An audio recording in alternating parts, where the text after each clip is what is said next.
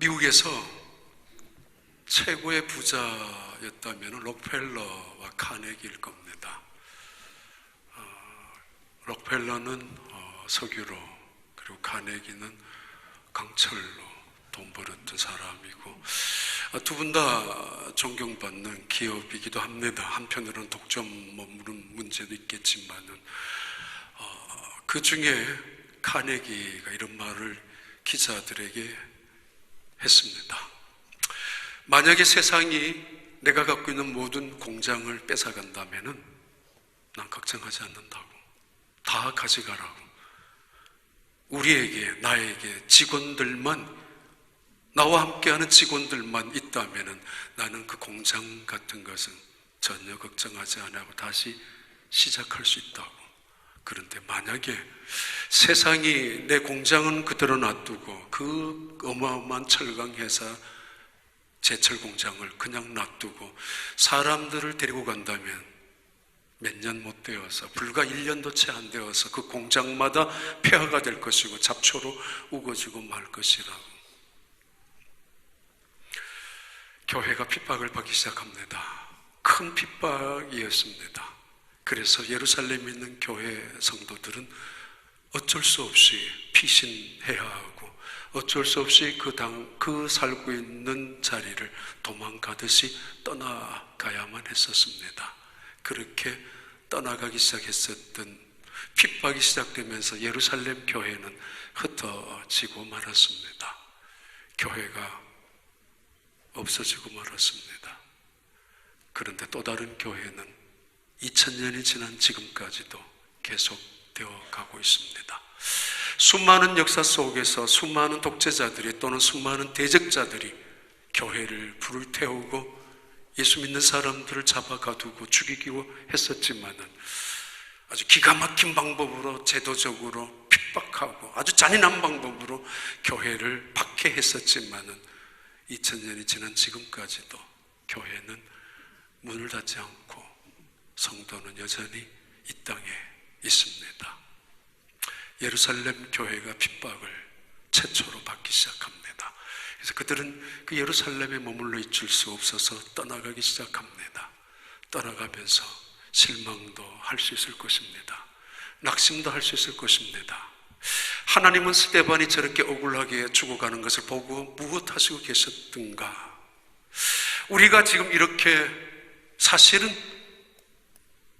어쩌면 비참할 정도로 처량한 신세로 가련하고 불쌍하기 짝이 없는, 챙길 수 없는, 다급하게 떠나가야 되고 무엇 하나 이동하는 어떤 여행을 준비하는 시간, 그런 것이 아니라 쫓겨가다시피 해서 도망쳐야 하는 그들의 신세를 생각하면 가련합니다. 더 나아가서 원망하고 불평할 수 있습니다. 괜히 믿었다고, 예수 괜히 믿었다고, 예수 믿고 난 결과가 이 모양이냐고. 그리고 하나님을 향하여 항의할 것입니다. 하나님, 우리가 예수 믿고 났는데 우리에게 주어져 있는 복이 무엇입니까? 우리가 살고 있는 이 땅을 도망치듯이 떠나가야 한단 말입니까? 도대체 어디로 가야 합니까? 누가 우리를 반겨줄 사람이 있습니까? 이렇게 하나님을 향하여 항의하고, 더 나아가서는 하나님의 사랑에 대해서, 하나님의 능력에 대해서 질문할 수 있을 것입니다. 하나님 정말 우리를 사랑하십니까? 그럼 왜 이 고통이 있습니까? 하나님의 능력이 있습니까? 그렇다면 왜 예루살렘의 저 박해자들을 그대로 내어버리고 있습니까?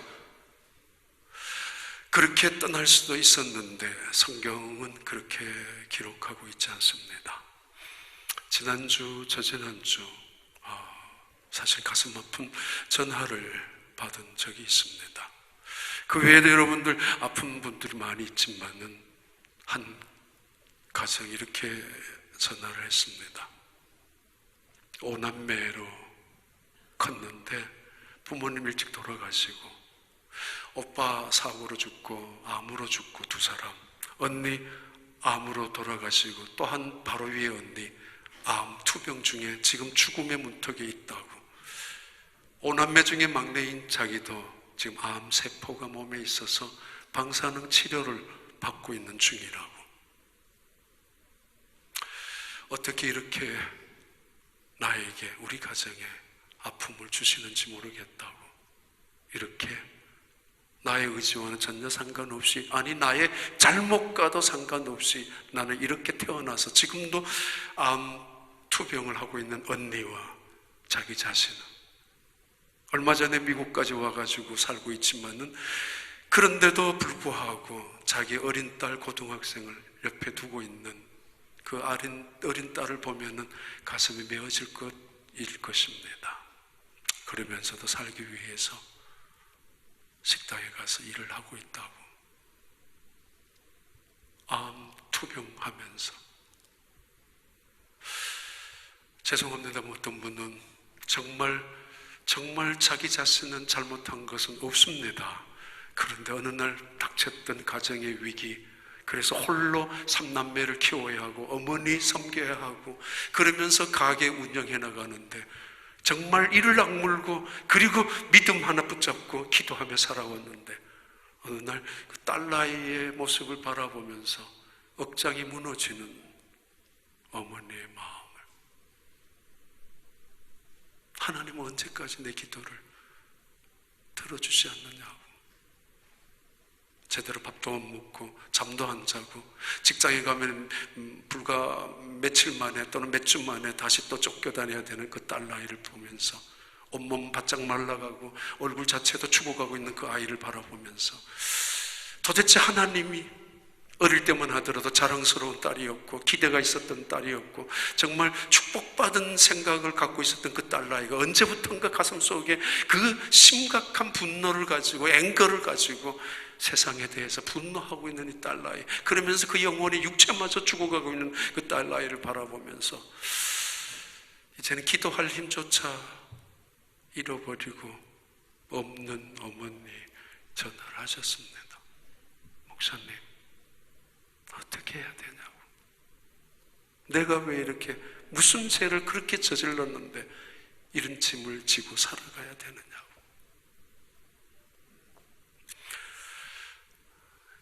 예루살렘에 예수 믿는 사람들, 그들은 쫓겨났습니다. 그런데 8장 4절은 이렇게 말씀합니다. 8장 4절의 말씀은 그 흩어진 사람들이 두루다니며 복음의 말씀을 전할세 라고 시작하고 있습니다. 떠나면서 제대로 챙긴 거 하나 없고 준비한 것도 하나 없이 다급하게 쫓기듯 떠났던 이 사람들이지만은, 그래서 은신해야 되고 기회를 엿보고 숨어 있어야 되고 때로는 원망하고 낙심해야 되고 때로는 불평까지 해야 되지만은, 하나님 왜 이렇습니까? 그런데 그들은 마치 선교 여행을 왔듯이 복음을 전파하고 있습니다. 마치 그들은 쫓겨온 것이 아니라 하나님이 그들을 예정하여서 보냈듯이 쫓아와서 찾아와서 그 자리에서 복음을 전파하고 있습니다. 흩어진 그 사람들, 자의라고는 하나도 없었습니다. 그런데 그들은 받아들이기로 합니다. 이해할 수 없는 문제고 도저히 받아들일 수 없는 문제이고 도저히 내 마음속에 용서조차 할 수 없는 이런 환경 속에 있다 할지라도 그들은 마치 기다렸다는 뜻이, 마치 이것을 위하여 이 자리에 왔듯이, 마치 하나님이 이 일을 위하여 나를 예수 믿게 하였듯이 이 날을 위하여 그들은 그 자리에 가서 복음을 전파합니다. Preached the word. Wherever they went, 어디를 그들이 가든지, 만약에 그들에게 스데반의 순교가 없었었다면 그렇게 볼 때처럼 예루살렘 사람들이 핍박을 정말 하진 않았을 것입니다. 그러나 그 스데반이 죽던 날, 바로 그날부터 피맛을 본 이 예루살렘 사람들은 온 교회를 박해하기 시작했습니다.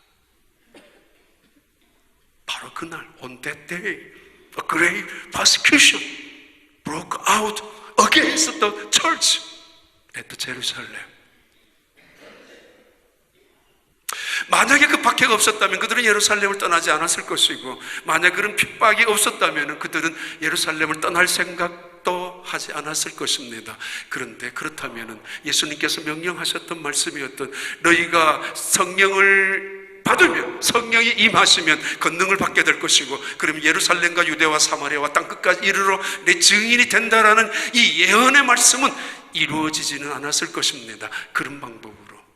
근데 이들은 자기들은 모르지만은 하나님의 경륜 앞에 받아들이고 이해하고, 그리고 쫓겨왔다 할지라도 그들은 원망하지 아니하고 마치 보낸 자처럼, 노예가 아니라 대사처럼, 상품이 아니라 인격체로 그들은 하나님의 복음을 그 자리에서 전파하기 시작했습니다.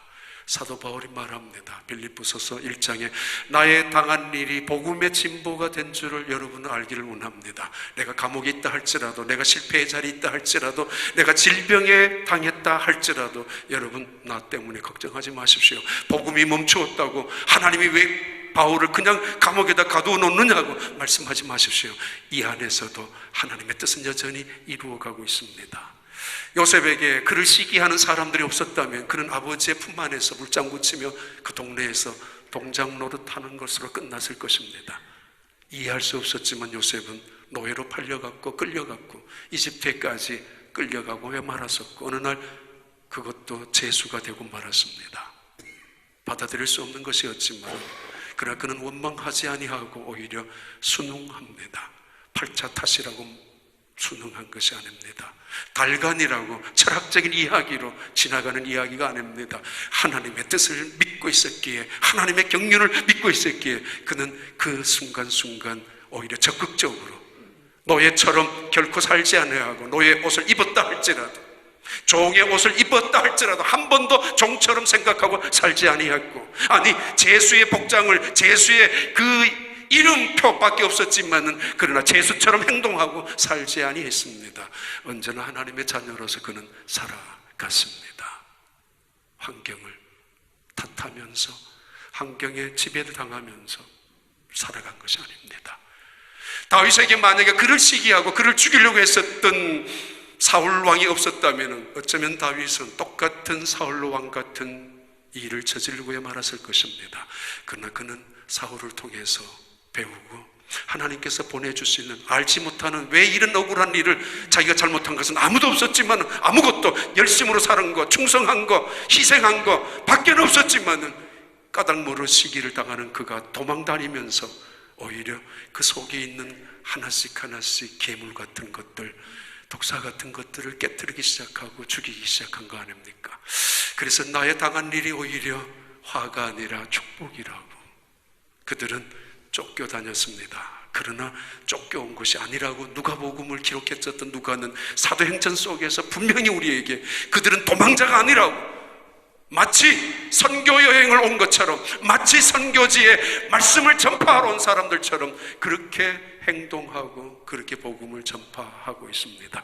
그 중에 두 번째 이야기가, 그 중에 빌립의 사람의 이야기가 대표적입니다. 사도행전 8장 5절부터 7절까지입니다. 한번 같이 읽겠습니다. 빌립이 사마리아 성에 내려가 그리스도를 백성에게 전파하니 무리가 빌립의 말도 듣고 행하는 표적도 보고 한 마음으로 그가 하는 말을 따르더라.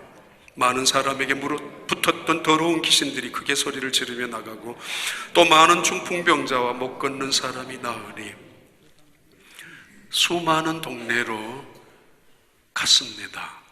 사도행전 11장 19절에는 스데반이 죽었을 때 얼마나 많은 사람들이 흩어졌는가 하면은 그때의 스데반의 일로 일어난 혼란으로 말미암아 흩어진 자들이 베네게와 구브로와 안디옥 섬, 지중해 섬까지, 터키 지역까지 그렇게 많이 나갔습니다. 나간 사람들이 다 말씀을 전파하고 있는데 그 중에 빌립의 이야기를 8장에서 소개하고 있습니다. 빌립의 선교가 탁월해서 대단한 어떤 능력과 기적이 나타나서 다른 데는 나타나지 않았는데, 아니면 빌립이라는 그 집사님이 설교하는 설교가 너무도 감동적이어서 그랬을까요? 아닙니다. 심지어 빌립의 설교는 어떤 설교를 했는 것조차 나타나지도 않고 있습니다.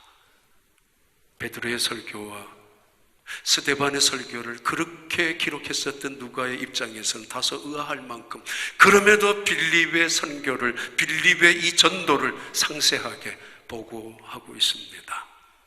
빌립은 이렇게 예수를 전파합니다.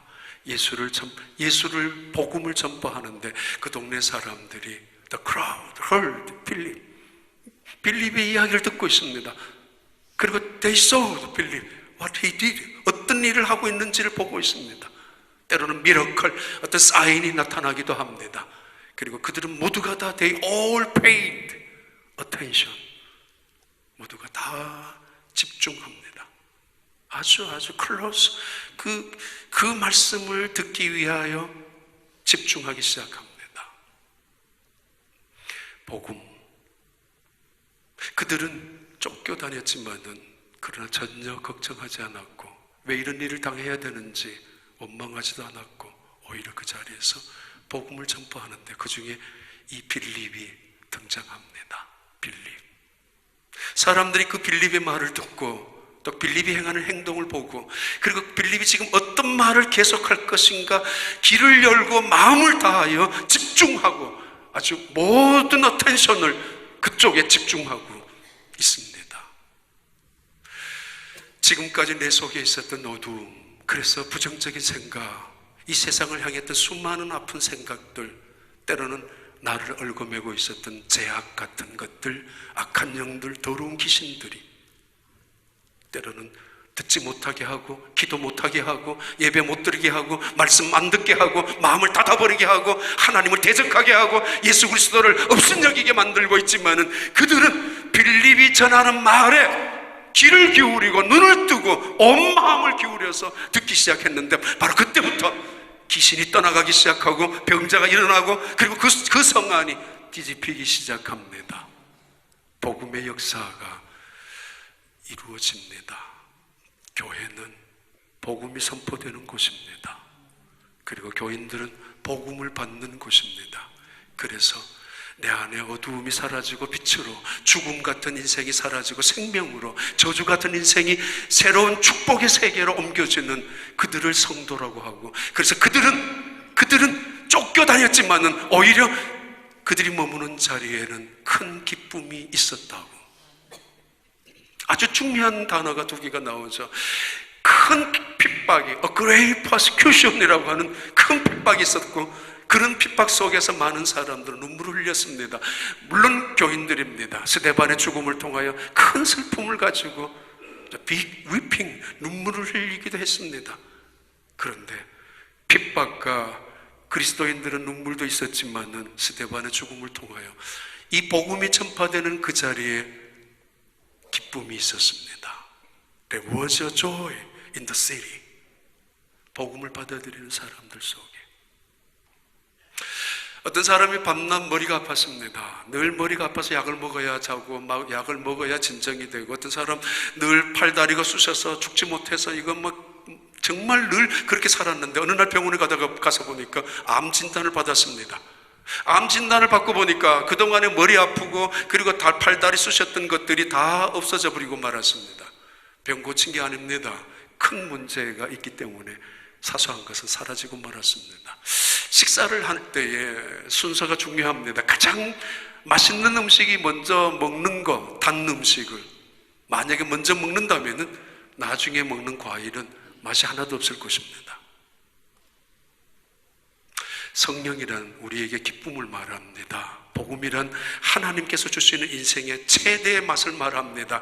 이 맛을 본 사람은 어떤 과일을, 어떤 세상의 쾌락을, 어떤 즐거움을, 어떤 오락 따위에 정신은 팔릴 수가 없을 것입니다. 그 맛에 대해서 어떤 것을 먹더라도 입에 쓰게 마련입니다. 왜? 복음이란 기쁨의 근원이신 하나님을 받아들이는 것이고, 복음이란 예수 그리스도의 생명과 능력, 그 부활을 내가 받아들여서 그 속에서 새로운 인생을 살아가겠다는 것이 그 복음 속에 나타나는 은혜이고, 그 복음을 받아들이는 내 마음 속에 그러므로 어두움이 사라지고 더러움이 씻어지고, 그리고 이 세상을 살아가는 새로운 인생관이 나타났는데 그 기쁨을 말합니다. 은혜를 말합니다. 이 복음 속에서 나타나는 은혜와 기쁨과 감격이 금년 한 해 우리 교회 가득히 임하고 그 은혜와 복음의 기쁨을 통해서 어떤 환난, 어떤 시련, 시험 속에서도 이겨나가는 여러분들이 되기를 바랍니다.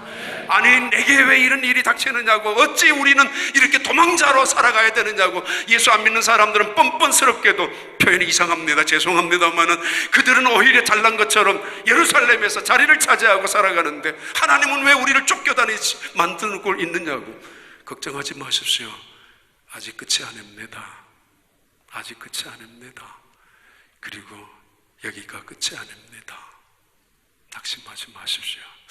더 나아가서 왜 사마리아로 갔을까? 도망치다가 보니까 눈을 떠서 보니 사마리아이고, 어쩌다가 보니까 사마리아까지 온 것이 아니라, 그들은 그 중에 대표적인 이 빌립이 사마리아 갔다는 것은 대단히 의미 있는 이야기입니다.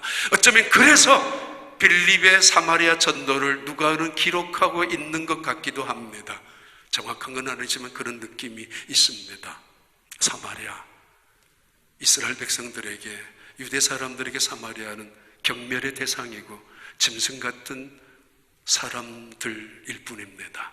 역사적으로 그렇게 내려올 수밖에 없는 아수리의 신화, 그 시대 이후부터 이 사마리아 땅, 북쪽 이스라엘의 그 민족, 10지파들은 사실은 여러 가지 어려운 문제 속에서 자pon을 하게 되었고, 계속 그것이 정책적에 의해서 그렇게 경멸의 대상이 되었습니다. 그렇다고 사마리아 사람들이 이스라엘 사람들을 존경했는가요? 아닙니다.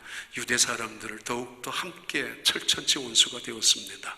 예수님이 어느 날 사마리아 땅을 지나서 남쪽 베들레헴으로 가려고, 남쪽 아니죠, 저 유다 땅으로 내려가려고 할 때 뭐라고 그랬습니까? 이들이 거절하고 냉대하고 비웃고 할 때 야고보가, 요한이 예수님을 향하여 하나님한테 기도해서 이 사마리아 사람들 다 죽여버리자고, 이렇게 못된 놈들이 있느냐고 라고 할 만큼 그런 철천지의 원수였습니다. 그런데 빌립이 알고 보니 그 사마리아에 가 있습니다. 복음이 어떻게 전파되는지, 나중에 베드로와 요한이 사마리아 땅에 복음이 전파되었다는 이야기를 듣고 쫓아와서 확인할 만큼 그들에게는 굉장히 의외였습니다.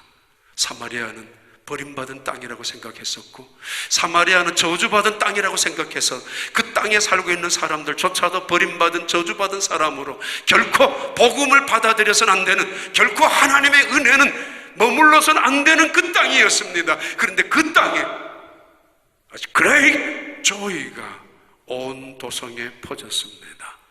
누가 이것을 우리에게 강조하고 있습니다.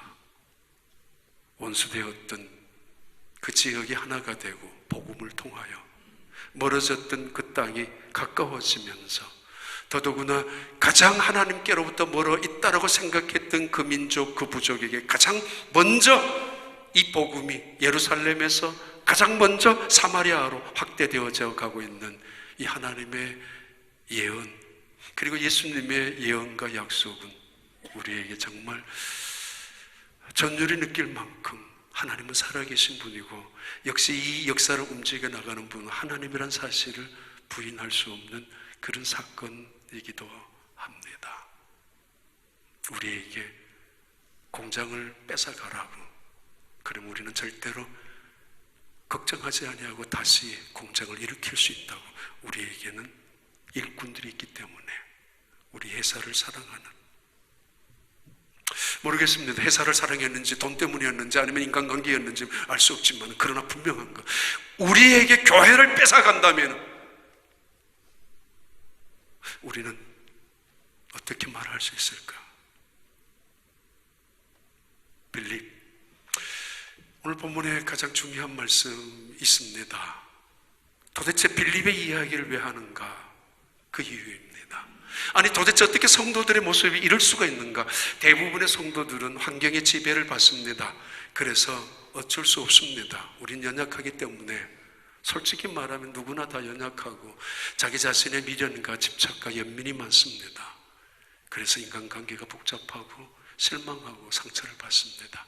그래서 우리는 기도합니다. 좋은 사람 만나자고, 만나게 해달라고, 내 자녀에게도 나도 좋은 직장 갖게 해달라고. 그것이 소원이기도 하고 기도합니다. 좋은 상사 밑에 기도하고. 그래서 우리는 좋은 교회, 정말 좋은 교회를 찾습니다. 사실은 정말 중요합니다. 신앙생활하기에, 우리가 인생 살아가기에 만남의 축복만큼 더 중요한 것은 없습니다.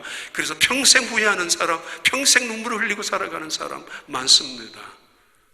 어떻게 해서 이런 사람을, 어떻게 해서 이런 직장을, 어떻게 이런 교회를, 그래서 어떻게 이 교회를 뛰어내릴 것인가, 내가 타고 가고 있는 배에서 언제 내릴 것인가, 내린다면 어디로 갈 것인가 고민하고 있는 많은 교회들이, 많은 성도들이, 어떤 사람은 내가 타고 가고 있는 이 가정이라는 배 안에서 어떻게 뛰어내릴 것인가 고민하고 괴로워하고 있기도 합니다. 우리는 환경의 지배를 받는 사람들이기 때문입니다. 어쩔 수 없이. 맞습니다. 하나님이 제일 전능하시고 사랑이신 하나님께서도 솔직히 말하면 사람의 문제만큼은 어떻게 할 수가 없었습니다. 너무도 괴로워서 노아 홍수 심판의 사건을 통해서 심판해 주었지만 후회하고야 맙니다. 저걸로 사람을 고칠 수가 없다라는 것을 말합니다. 소돔성의 사건을 통하여 심판하셨던 하나님이지만 그 심판을 통해서도 인간을 바꿀 수 없다는 사실 앞에서 그분은, 그 하나님은 우리와 동일한, 아니 우리보다도 어쩌면 더 연약한 심성을 지닌 하나님께서는 절망한 적도 있었습니다. 이스라엘 민족 봐요. 그렇게 사랑하고 그렇게 참아주고 그렇게 용서하고 수십 번 칼을 빼들고 죽이고 심판할 수도 있었지만 참아주고 간신히 바빌론으로 포로를 끌려갔다 다시 돌아오게 해주었는데 나중에 학개스가랴 말라기에 보면은 하나님, 당신은 언제 우리를 사랑해 주었습니까? 당신이 언제 우리를 지켜주었습니까? 천년의 피 묻은 사랑, 2000년의 피 묻은 하나님의 사랑을, 그 눈물과 그 인내와 그 오래 참음과 그 희생을 이스라엘 백성들은 매몰차게 언제 우리를 사랑해 준 적이 있느냐고, 언제 한번 우리를 도와준 적이 있느냐라고, 내 힘으로 살았고 우리 힘으로 견디어왔고 우리 힘으로 몸부림을 치고 여기까지 왔는데 하나님 도대체 뭐 해주신 것이 있느냐고. 그것이 말라기의 내용이기도 합니다. 그래, 그만큼 인간이 다루기가 힘든 것입니다. 그러기에 우리는 고백합니다. 좋은 사람 만나게 해달라고. 어느 날 예루살렘 교회 성도들은 기도가 달라지기 시작합니다. 전에는 좋은 교회, 좋은 사람, 좋은 직장 그렇게 원했는데 지금은 하나님, 내가 어디를 가든지 예수 믿는 사람으로 살게 해주세요. 환경의 지배를 당하는 사람이 아니라, 그러면 믿음이 뭡니까? 죽음 속에서 부활하신 예수 그리스도의 그 부활의 생명의 능력이 내 속에 있다면, 그리고 성령께서 우리와 함께 하시는 하나님의 영이라면, 아니 하나님의 복음, 기쁨의 복음인 그 복음이 내게 와서 역사하고 있다면 우리는 어떻게 살아가야 합니까? 그 사람 때문에 슬퍼하고 이 사람 때문에 절망하고 환경 때문에 노예처럼 살아가야 하고 끊임없이 불평하고 살아가야 될 것인가? 내 속에 있었던 기쁨마저 다 뺏겨버리고 상실된 채로 그렇게 살아가야 될 것인가? 그렇다면 내게 주어진 믿음은 어떤 것인가 말입니다. 하나님, 내게 어떤 곳에 있더라도 복음을 가지고 살게 해주세요. 어떤 사람을 만나더라도 힘들지만은 믿음을 갖고 이기게 해주세요.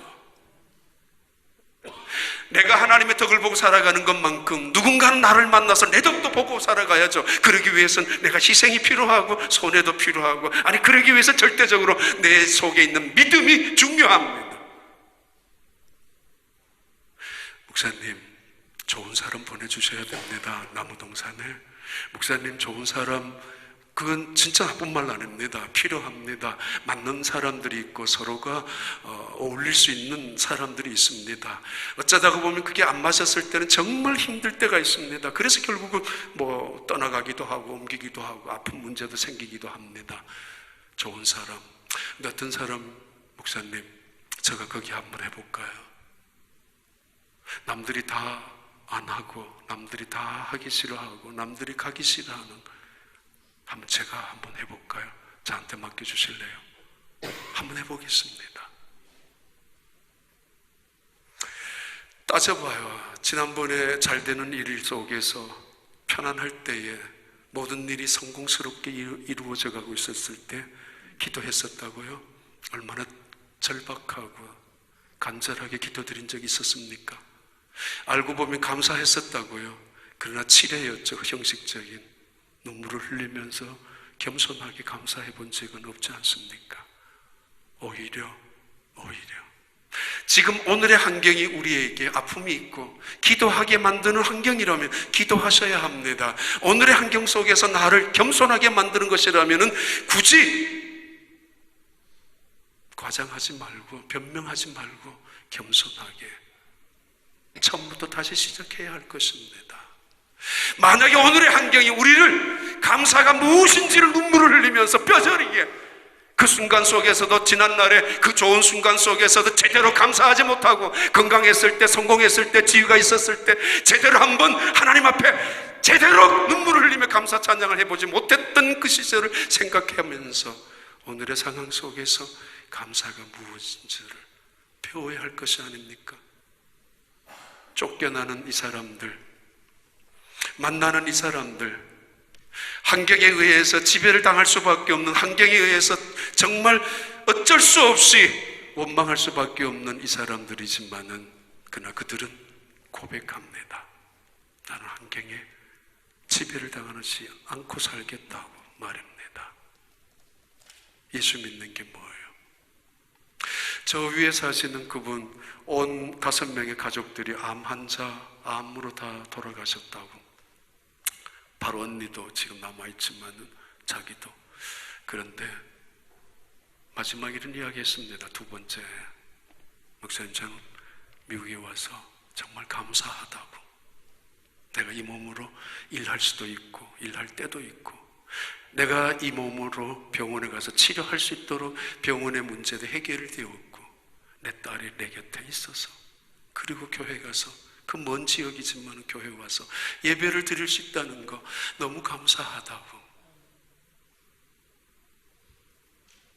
그 딸의 어쩌면은 죽어가고 있는 듯한 모습을 바라보면서 믿음을 포기할 수 있고, 그 환경의 지배 때문에, 그 사람 때문에 나는 이제는 끝이야, 어쩌면은 딸하고도 같이 죽을 수도 있는 상황이 있지만 그러고 싶은 충동이 사로잡혀 있을 수 있겠지만은, 그래서 기쁨이라는 하나도 없고 기쁨은 온통 이 세상에 다른 사람들이 다 갖고 있는 것처럼 나는 불행한 여자요, 불쌍한 사람이요, 내 인생 속에서 슬픔과 한순간 눈물밖에 없는 인생이지만은 그러나 믿음 포기하지 않는다고.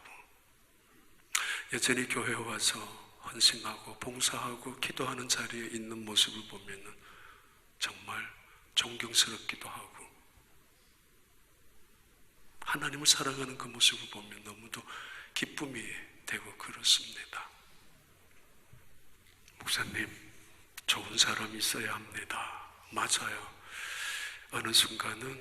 그러나 이들 빌립, 그들이 만났던 이 사마리아 사람들, 그리고 그들이 갔던 모든 지역에 있는 일들, 끌려오듯이 아니면 도망왔듯이 남아있지만은 더 이상 그들은 환경을 탓하지 아니하고 원망하지 아니하고 불평하지 않습니다. 내게 주신 하나님의 믿음이 무엇인가를, 내가 이런 상황 속에서 어떻게 살아야 할지, 내가 이런 상황 속에서 하나님이 나를 향한 뜻이 무엇인지, 그것도 중요합니다. 그러나 내가 주어가 되면 안 됩니다. 그렇게 되면은 자기 연민에 빠지고 자기 집착하면은 고집에 빠지게 십상입니다. 하나님께서 무엇을 지금 하시고 있는지, 하나님께서 이 뜻을 통하여 어떤 일을 이루어 가시는지, 예루살렘과 유다와 사마리아와 땅끝까지 이르러 내 증인이 되리라는 그 하나님의, 예수님의 그 예언, 명령, 약속이 신비하게 이루어지고 있죠. 상상도 못하는 방법으로, 나는 원하지 않았던 시간 속에서. 그래서 그들은 그 일을 통하여 바라보면서 기뻐합니다. 2016년 한 해 동안 복음 때문에 어떤 사람 속에서도 어떤 환경 속에서도 기뻐할 수 있는, 그리고 여러분들이 머무는 그 자리마다 복음을 전파함으로 그 땅에 귀신이 쫓겨나갈 만큼, 그래서 그 속에 생명의 역사가, 복음의 역사가, 기쁨의 근원 되신 하나님이 부활의 생명이 되신 예수 그리스도가 함께하는 은혜로운 자리, 그래서 기쁨이 넘치는 믿음의 신앙생활을 하는 사람들이 다 되시기를 축복합니다.